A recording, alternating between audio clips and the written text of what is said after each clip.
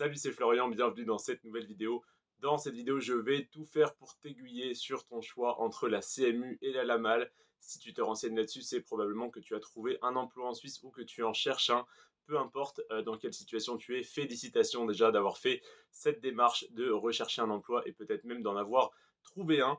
Aujourd'hui, je vais donc te faire le comparatif entre la CMU et la LAMAL et je vais te sortir la semaine prochaine, vendredi prochain, à la même heure, comme d'habitude, une vidéo très intéressante. Ça va être l'interview de Loïc Tony. C'est un ami à moi que j'ai rencontré via cette chaîne YouTube et avec qui je corresponds depuis plusieurs mois. Et aujourd'hui, je vais, ou plutôt la semaine prochaine, je vais l'interviewer et lui poser des questions parce qu'il est assureur en Suisse. En tout cas, il travaille pour une entreprise qui propose des services d'assurance et d'investissement.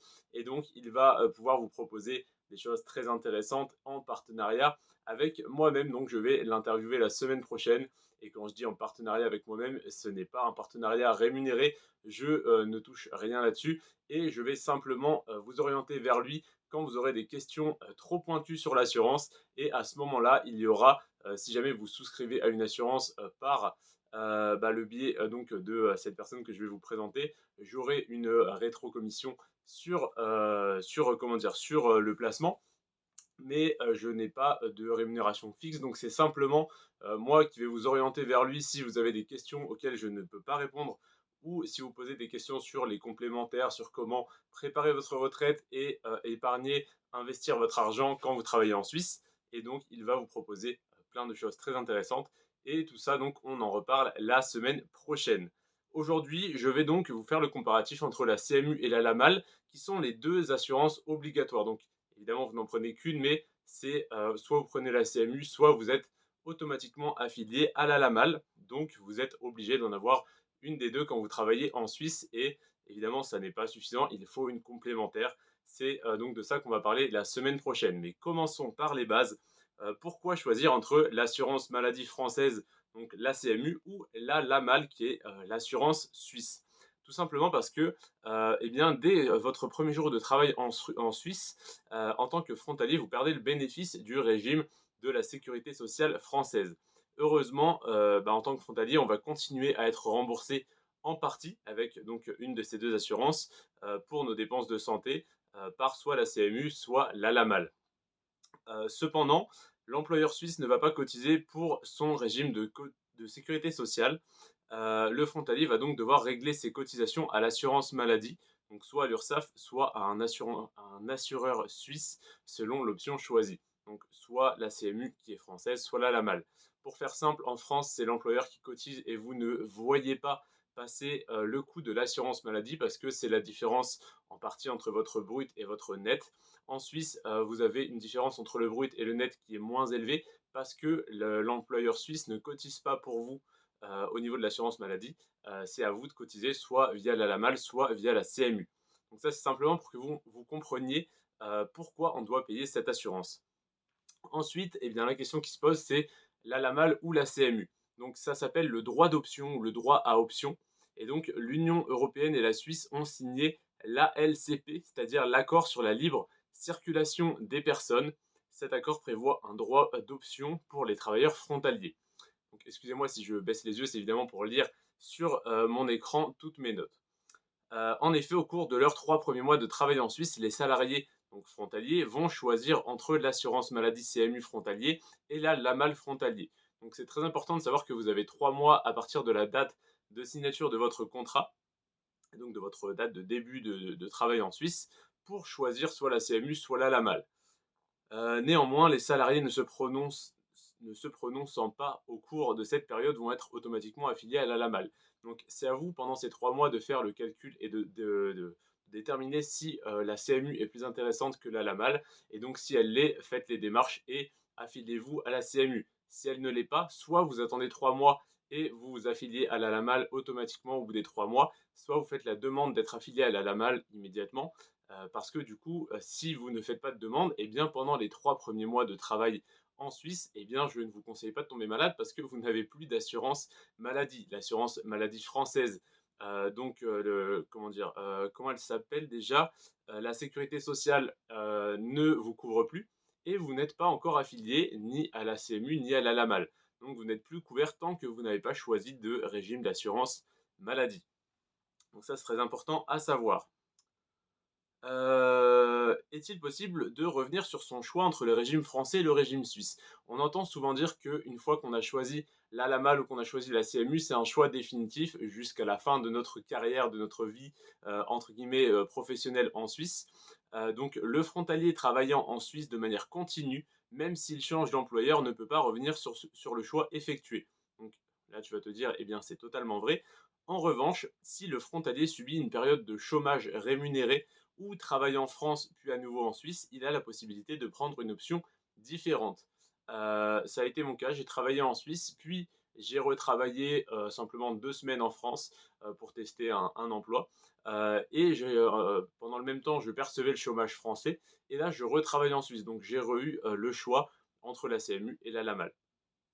Les points communs entre la CMU et la LAMAL, parce que oui, il y en a un qui est français, un qui est suisse, ça n'est pas le même mode de calcul pour la cotisation, et on va en venir à ça, parce que bah, c'est ça qui va vous permettre de déterminer est-ce que c'est intéressant pour vous d'être à la CMU ou enfin voilà, ou de ne pas se poser la question et d'être à la LAMAL.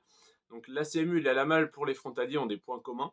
Premier point commun, c'est que les cotisations versées au titre de la CMU ou de la LAMAL sont déductibles des impôts. Ça, c'est quelque chose que personne ne sait. Bah, par exemple, si vous allez discuter avec Loïc Tony, donc le conseiller en assurance avec qui je vais vous mettre en relation pour ceux qui sont intéressés, il pourra vous donner plein d'astuces comme ça qui vous feront économiser des centaines, voire des milliers d'euros ou de francs suisses par année. Donc, ça peut être très intéressant. Vous pouvez déduire ces cotisations-là des impôts. Et deuxième point commun, c'est que pour les deux, une carte vitale est délivrée aux assurés. Donc vous avez toujours la carte vitale pour vos soins en France, même si vous êtes à la LAMAL, qui est le régime suisse. Quelles sont les principales différences entre l'assurance maladie française, donc la CMU, et la LAMAL? Le montant des remboursements. Donc LAMAL ou CMU, eh bien, si le frontalier fait le choix de la LAMAL, les remboursements des soins réalisés en France bah, suivent le même principe que s'il avait fait le choix de la CMU. Par contre, les frais restants à la charge de l'assuré changent. Dans le cadre de la LAMAL, une franchise pardon, minimale de 300 francs suisses par année civile reste à la charge de l'assuré. Donc, c'est-à-dire que les 300 premiers francs suisses, 300 premiers euros, parce que le taux de change est à peu près de 1 pour 1, on va dire 320, 330 euros peut-être, restent à la charge de l'assuré, de la personne qui est assurée à la LAMAL. Donc, si vous faites soigner pour moins de 300 euros à l'année, eh bien, tout sera à votre charge et vous ne serez pas pris en charge. C'est pour ça que l'assurance complémentaire peut être intéressante. On en parle une fois de plus la semaine prochaine. Au-delà de 300 francs, un reste à charge de 10% est prévu dans la limite de 700 francs par an. Donc entre 300 et 700, vous payez 10%. Si vous faites soigner pour 300 euros, vous payez 30 euros de votre poche. Donc ça va. Et de plus, en cas d'hospitalisation, un forfait de 15 francs par jour est à régler. Donc pareil, 15 francs, ça fait à peu près 15 euros. Si vous êtes hospitalisé un mois, vous avez 450 euros à payer, alors que les frais d'hospitalisation, en réalité, sont bien plus élevés. C'est des centaines d'euros par jour. Donc ça va, ça reste raisonnable. Bah, apparemment donc à la CMU vous êtes, mieux, enfin c'est comment dire? Non, c'est très différent. Bah, on va le détailler, on va prendre le temps de le détailler. Donc dans le cadre de la CMU, le reste à charge prend plusieurs formes. Un forfait journalier de 18 € en cas d'hospitalisation, donc c'est un petit peu plus du coup que pour la LAMAL. Ensuite, le ticket modérateur, le TM, c'est-à-dire un pourcentage à la charge de l'assuré, variant selon l'acte, donc 30 pour les honoraires médicaux par exemple. Donc là, si on repart sur, par exemple, la LAMAL, sur les 300 premiers francs suisses, vous payez tout. Par contre, après, vous n'êtes plus qu'à 10% entre 300 et 700 francs, et au-dessus, vous êtes couvert. Donc là, peu importe le montant, vous avez 30% à votre charge à la CMU. Donc pour l'instant, là, la malle est plus intéressante, sauf si vous comptez très peu profiter des soins, entre guillemets. Donc si vous êtes jeune, que vous n'avez pas beaucoup besoin d'être soigné et que vous avez donc un petit salaire, ce qui va être le cas si vous avez un premier travail pas à temps plein, eh bien c'est là que ça va être plus intéressant d'être à la CMU. Troisième chose, troisième reste à charge, une participation de 1 euro pour les actes médicaux réalisés par les médecins dans la limite de 50 € par année civile. Donc bah, là, c'est vraiment, c'est très intéressant, donc on est très bien couvert et la franchise médicale, soit 50 centimes par acte paramédical, donc kiné, infirmier, boîte de médicaments et 2 euros par transport sanitaire. Donc c'est pareil, c'est, on va dire, quasiment gratuit. Donc si on fait, vraiment la comparaison globale, si vous avez beaucoup besoin d'être soigné, vraiment, que vous avez de gros problèmes, que vous attendez, que vous êtes sûr d'avoir, des hospitalisations, des choses comme ça dans l'année, c'est triste, mais il faut l'anticiper en étant à la LAMAL. Par contre, si vous pensez, ne pas avoir beaucoup besoin d'être soigné, ça peut être intéressant d'être à la CMU parce que, on va dire, le forfait d'hospitalisation est un petit peu plus cher.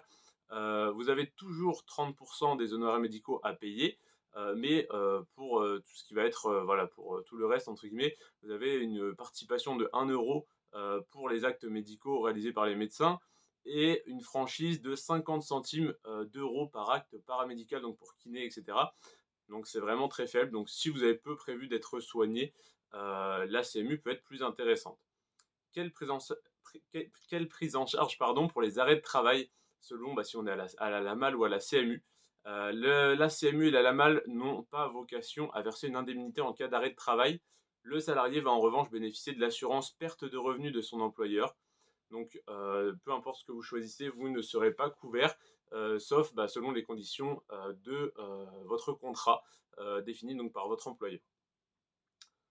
L'accès aux soins, donc pour la LAMAL, le frontalier bénéficiant de la LAMAL peut se faire soigner en Suisse ou en France. En revanche, le bénéficiaire de la CMU, pour frontalier doit, sauf exception, suivre un parcours de soins sur le territoire français pour être remboursé. Cette restriction peut s'avérer problématique car certains secteurs limitrophes de la Suisse souffrent d'une désertification médicale. Donc oui, alors c'est vrai que c'est une très bonne chose, à dire. Il y a très peu de médecins, les hôpitaux sont désertés aux alentours de la Suisse, donc côté français, tout simplement parce que en Suisse, ils sont en pénurie de médecins. Donc tous les médecins, infirmiers et cetera, qui sont en France, proches de la frontière, qui bossent pour 1 500 € vont travailler en Suisse pour 5, 6, 7 000 € par mois. Et donc, il y a encore un petit manque de médecins en Suisse toujours, une petite demande, voilà, et c'est plus facile de trouver un travail en Suisse en étant infirmier qu'en étant serveur, par exemple. Par contre, en France, du coup, c'est vrai qu'il manque beaucoup de médecins. Donc oui, ça peut être intéressant d'être à la CMU pour pouvoir se faire soigner en France. Par contre, si, enfin, du coup, si vous êtes à la LAMAL, vous pouvez vous faire soigner des deux côtés, et la CMU, vous pouvez vous faire soigner que en France. Donc, ça peut être intéressant d'être à la LAMAL si ça vous revient moins cher et que vous n'avez pas prévu de vous faire soigner, d'aller à l'hôpital, etc. Mais c'est des choses qu'on ne peut pas toujours prévoir. Donc la LAMAL vous permettra d'être généralement mieux couvert.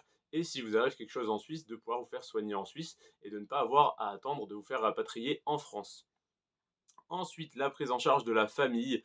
Dans le cadre de la CMU, les enfants à charge ainsi que le conjoint ne percevant pas de revenus sont considérés comme des ayants droit à titre gratuit. Donc ça, c'est assez intéressant pour la CMU. En revanche, dans le cadre de la LAMAL, ces ayants droit doivent cotiser pour bénéficier d'une couverture. Donc par exemple, vous êtes père de famille, vous travaillez en Suisse, votre femme ne travaille pas, vos enfants évidemment ne travaillent pas, ça va être plus intéressant d'être à la CMU, même si ça revient un petit peu plus cher, parce qu'au moins vous n'avez pas besoin de prendre une assurance pour votre femme et vos enfants.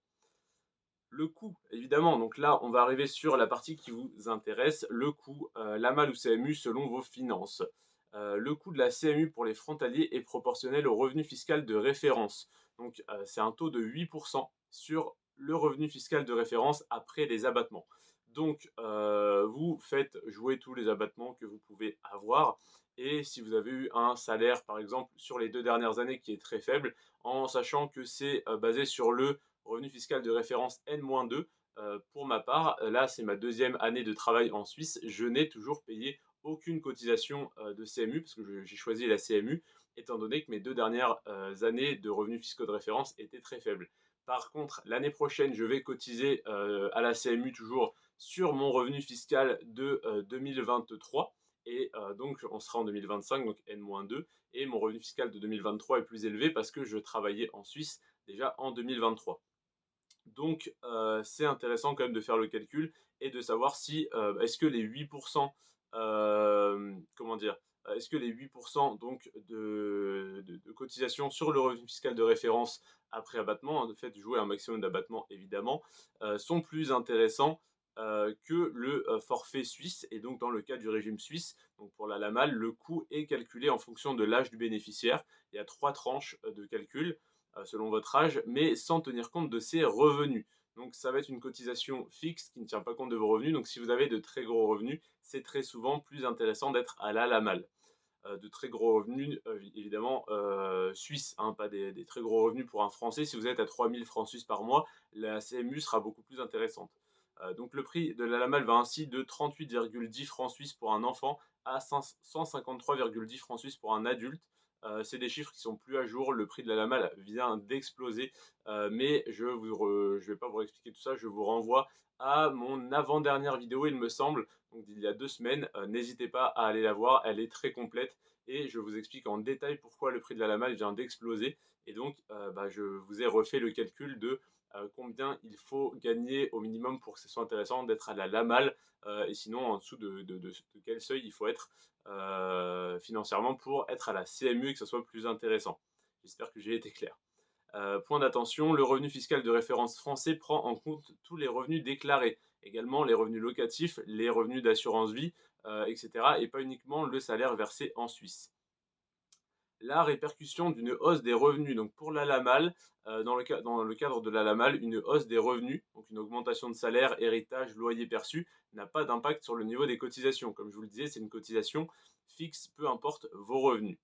Et dans le cas du régime français, dès lors que le revenu fiscal de référence augmente, le montant des cotisations augmente également, donc en conséquence, avec toujours le calcul qui est sur N-2. Donc faites bien attention à ça.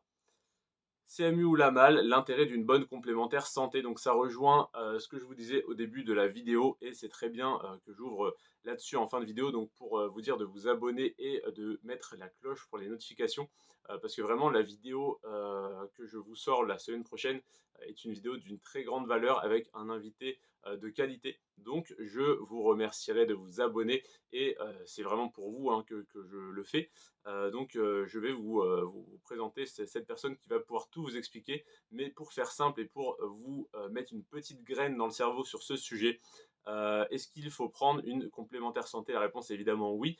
Est-ce qu'il faut prendre une complémentaire française ou une complémentaire suisse? Je vais vous expliquer ça rapidement et on en parlera beaucoup plus en détail la semaine prochaine.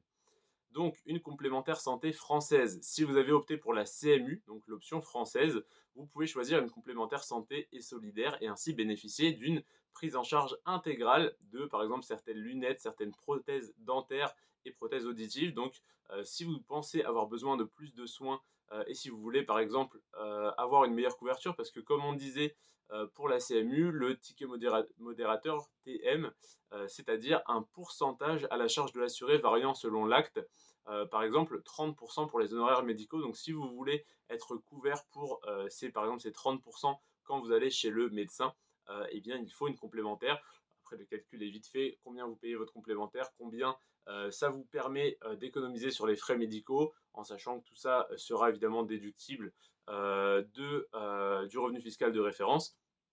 Donc, je vous laisserai évidemment voir, comme je vous ai dit, avec mon ami qui est beaucoup plus qualifié. Mais pour vous dire, voilà, ça peut être intéressant si vous avez prévu, si vous avez des lunettes, des prothèses dentaires, auditives ou autres, peu importe votre âge, parce que les cotisations sont évolutives selon si vous êtes jeune ou si vous êtes assez âgé.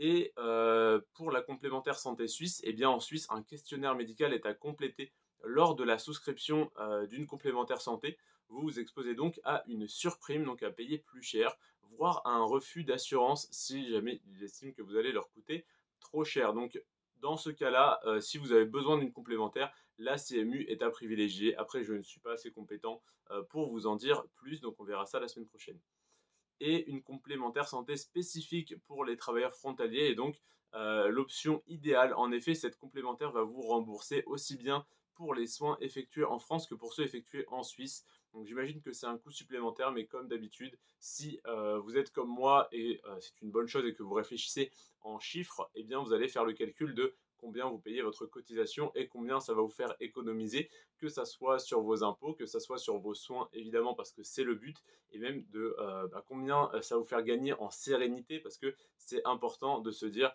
de ne pas avoir peur en fait de l'accident, de ne pas se dire: «Ah mais s'il m'arrive ça, je ne suis pas couvert, je n'ai plus de revenus, je n'ai pas de voilà, je ne peux pas être soigné». Donc c'est très important d'être serein et surtout quand on a de gros revenus, et de grosses, comment dire? Des temps de trajet un peu plus longs, 42 heures, voire plus de travail par semaine, donc des grosses semaines, des grosses journées, de ne pas avoir à, se poser toutes les questions après. Faites-le dès le début, souscrivez à tout ce qu'il faut au début et vous reverrez dans un an ou 2 si c'est toujours, nécessaire, c'est toujours adapté à votre situation. C'est très important de faire un point régulièrement, mais je recommande vraiment aux frontaliers, ceux qui le sont déjà, le savent, hein, de, faire un maximum de démarches au début pour ensuite être tranquille. Sinon, vous allez vous fatiguer pour rien pendant des mois à vous poser énormément de questions. Donc faites-vous accompagner, que ça soit pour l'assurance, que ça soit pour les impôts, également. Si vous avez un job simplement à 5 000 francs suisses par mois en CDI et que vous savez que vous allez y rester plusieurs années, typiquement dans l'horlogerie ou autre, ou des secteurs où vous savez que vous n'allez pas vous faire licencier normalement, eh bien si vous partez pour bosser 10, 15, 20 ans en Suisse en faisant 60 000 par an, vous allez vous faire assassiner par les impôts. Donc prenez dès la première année un fiscaliste qui va vous aider à optimiser tout ça, ou un conseiller en gestion de patrimoine, ou n'importe quel expert qui va pouvoir vous orienter pour voilà, faire des économies, mieux gérer vos finances. Je vous remercie en tout cas d'être resté jusqu'à la fin de cette vidéo et on se retrouve la semaine prochaine avec Loïc Tony à Genève. On sera dans ses bureaux pour une interview très intéressante. Je vous remercie d'être resté jusqu'à la fin de cette vidéo, de l'avoir regardé en entier. J'espère que vous êtes abonné, que vous avez activé la cloche et n'hésitez pas à liker également, ça encourage mon travail de recherche et de synthétisation pour vous proposer ce contenu et pour résumer ce sujet qui est très complexe en une vingtaine de minutes. Merci à tous, c'était Florian. Sur ce, prenez soin de vos finances et à bientôt de l'autre côté de la frontière. Ciao.